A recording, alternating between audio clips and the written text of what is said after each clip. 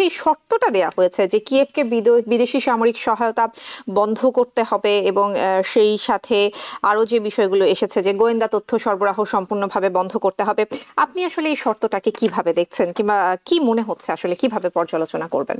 যে অ্যাটলিস্ট এত বড় একটা মানে আর কি বিধ্বংসী যুদ্ধ, তা থেকে উভয় পক্ষ বিশেষ করে ইউক্রেনের কিছুটা স্বস্তি আসবে। এখন এটা ইউক্রেন মানবে কি? যুদ্ধটা কিন্তু আলটিমেটলি হয়তোবা শেষ হয়ে যাবে, মানে এর একটা শান্তিপূর্ণ একটা সমাধানের দিকে এগিয়ে যাচ্ছে। ইউক্রেনের কি আসলেও নিজেদের কথা বলার মতো কোনো অবস্থা আছে, নাকি at the end of the day আসলে আমেরিকা যেভাবে চায় সেভাবেই তাদেরকে চলতে হবে?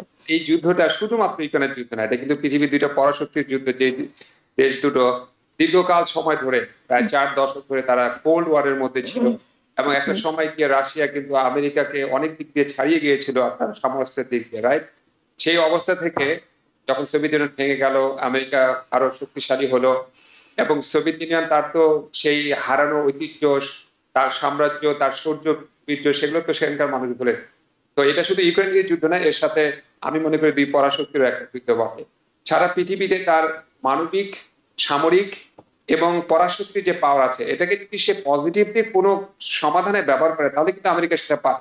আমেরিকা কিন্তু ইতিহাসে সাকসেসফুল হওয়ার কিন্তু অনেক রেকর্ড আছে। ইভেন কি দেখেন জর্জিয়ার সাথে যে রাশিয়ার যে যুদ্ধ হয়েছিল, সেখানে কিন্তু আমেরিকা একজন প্লেয়ার হিসেবে কাজ করে সেই যুদ্ধটা স্থায়ীভাবে কিন্তু বন্ধ করতে সক্ষম হয়েছে। রাশিয়া ইউক্রেন যুদ্ধ বন্ধ নিয়ে যে আলোচনা হলো প্রেসিডেন্ট ডোনাল্ড ট্রাম্পের সঙ্গে পুতিনের যেই ফোন আলাপ নিয়ে আমরা আসলে অপেক্ষায় ছিলাম কি আসতে পারে, আমরা সেই আলোচনা দেখলাম। কিছু কিছু তথ্য আসলে বাইরে এসেছে যে শর্তটা দেয়া হয়েছে যে কিয়েভকে বিদেশি সামরিক সহায়তা বন্ধ করতে হবে এবং সেই সাথে আরো যে বিষয়গুলো এসেছে যে গোয়েন্দা তথ্য সরবরাহ সম্পূর্ণভাবে বন্ধ করতে হবে। আপনি আসলে এই শর্তটাকে কিভাবে দেখছেন কিংবা কি মনে হচ্ছে আসলে কিভাবে পর্যালোচনা করবেন? আমি এখানে একটা সিলভার লাইনিং দেখার চেষ্টা করছি।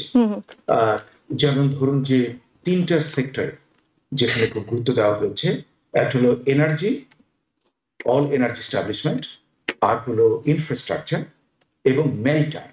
মানে দ্যাট মিনস যে ব্ল্যাক সিতে যে যুদ্ধ হচ্ছে কিংবা নেভিগেশনের যে সিকিউরিটি, এটা যাতে গ্যারান্টিড হয়। এই 3টাই কিন্তু ভালো, মানে এই 3টা যদি হয় টু স্টার্ট উইথ, তাহলে আমি মনে করি যে অ্যাটলিস্ট এত বড় একটা মানে আর কি বিধ্বংসী যুদ্ধ, তা থেকে উভয় পক্ষ বিশেষ করে ইউক্রেনের কিছুটা স্বস্তি আসবে। এখন এটা ইউক্রেন মানবে কি?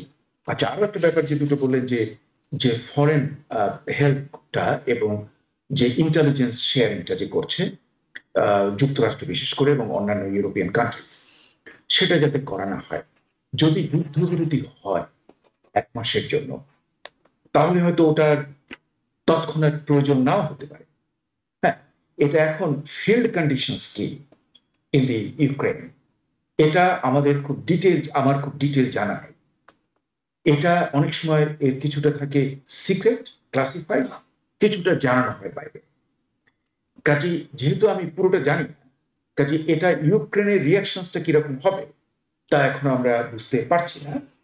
তবে আমার যেন মনে হয় যে ওভারঅল আমার মনে হচ্ছে যে যুদ্ধটা কিন্তু আলটিমেটলি হয়তোবা শেষ হয়ে যাবে, মানে এর একটা শান্তিপূর্ণ একটা সমাধানের দিকে এগিয়ে যাচ্ছে, এটাই আমি আশা করছি এবং এটাই যেন আমার মনে হচ্ছে।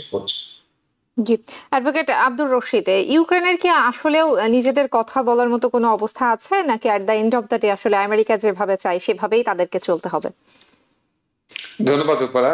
আপনাকে এখানে বুঝতে হবে যে এই যুদ্ধটা শুধুমাত্র ইউক্রেনের যুদ্ধ না, এটা কিন্তু পৃথিবীর দুইটা পরাশক্তির যুদ্ধ। যে দেশ দুটো দীর্ঘকাল সময় ধরে প্রায় 4 দশক ধরে তারা কোল্ড ওয়ারের মধ্যে ছিল, এবং একটা সময় গিয়ে রাশিয়া কিন্তু আমেরিকাকে অনেক দিক দিয়ে ছাড়িয়ে গিয়েছিল আপনার সামর্থ্যের দিক দিয়ে, রাইট? সেই অবস্থা থেকে যখন সোভিয়েত ইউনিয়ন ভেঙে গেল, আমেরিকা আরো শক্তিশালী হলো, এবং সোভিয়েত ইউনিয়ন তার তো সেই হারানো ঐতিহ্য, তার সাম্রাজ্য, তার শৌর্য বীর্য, সেগুলো তো সেখানকার মানুষ ভুলে। তো এটা শুধু ইউক্রেনের যুদ্ধ না, এর সাথে আমি মনে করি দুই পরাশক্তিরও একটা যুদ্ধ বটে। তবে হ্যাঁ, ইউক্রেন যদি শুধুমাত্র রাশিয়ার সাথে যুদ্ধ করতে যায়, তাহলে তো তার সে টিকবে না, সে পারবে না। ইউক্রেন এই পর্যন্ত ঠিক আছে, শুধুমাত্র পশ্চিমা বিশ্ব বিশেষ করে আমেরিকা তাকে সব ধরনের সহযোগিতা দিচ্ছে, অস্ত্র থেকে শুরু করে অর্থ থেকে শুরু করে সবকিছু পর্যন্ত। তো এখন দেখেন আগামী 11ই মার্চ থেকে নতুন একটা আলোচনা শুরু হবে সৌদি আরবে। সেই অবস্থায় আমেরিকা একটা শক্তিধর রাষ্ট্র। আমি আমেরিকাকে কিভাবে শক্তিধর মনে করি যে আমেরিকা সারা পৃথিবীতে তার মানবিক, সামরিক এবং পরাশক্তির যে পাওয়ার আছে, এটাকে যদি সে পজিটিভলি কোনো সমাধানে ব্যবহার করে তাহলে কিন্তু আমেরিকা সেটা পায়। আমেরিকা কিন্তু ইতিহাসে সাকসেসফুল হওয়ার কিন্তু অনেক রেকর্ড আছে। ইভেন কি দেখেন জর্জিয়ার সাথে যে রাশিয়ার যে যুদ্ধ হয়েছিল সেখানে কিন্তু আমেরিকা একজন প্লেয়ার হিসেবে কাজ করে সেই যুদ্ধটা স্থায়ীভাবে কিন্তু বন্ধ করতে সক্ষম হয়েছে। ওই অঞ্চলের রিজনাল কিন্তু অনেক দাগেস্তান, কসোভো, বসনিয়া হার্জেগোভিনা অনেক যুদ্ধ হয়েছিল, সেখানে আমেরিকা কিন্তু রোল প্লে করেছে, যুদ্ধগুলো বন্ধ করেছে।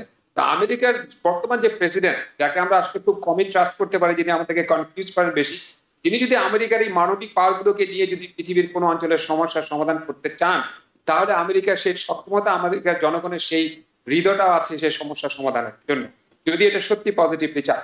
আমরা আশা করতে পারি, তোপার আমি ডক্টর সাহেবের সাথে একমত, কিন্তু আমরা ডিটেলস গুলো এখনো জানি না। তবে হ্যাঁ, রাশিয়ার যে শর্তগুলো, ইন্টেলিজেন্স এবং সৈন্য উপস্থিতি, এগুলো মেজর ইস্যু, এগুলো ক্রাইমিয়ার মেজর ইস্যু, আরো যেসব দখলকৃত অঞ্চল আছে সেগুলো ইস্যু, এগুলো সৌদি আরবে যখন আলোচনা শুরু হবে, এর মধ্যে দিয়ে যদি একটা পার্মানেন্ট এগ্রিমেন্টে যাওয়া যায়, তাহলে আমরা তো সবাই প্রার্থনা করি এমন একটা পার্মানেন্ট এগ্রিমেন্ট হোক, সবাই আমরা শান্তিতে থাকি, নিরাপদ হোক, আমরা সবাই শান্তির সুবাতাস গ্রহণ। নিউ ইয়র্ক থেকে সম্প্রচারিত TVN 24 টেলিভিশন বিশ্বজুড়ে বাঙালির কণ্ঠস্বর।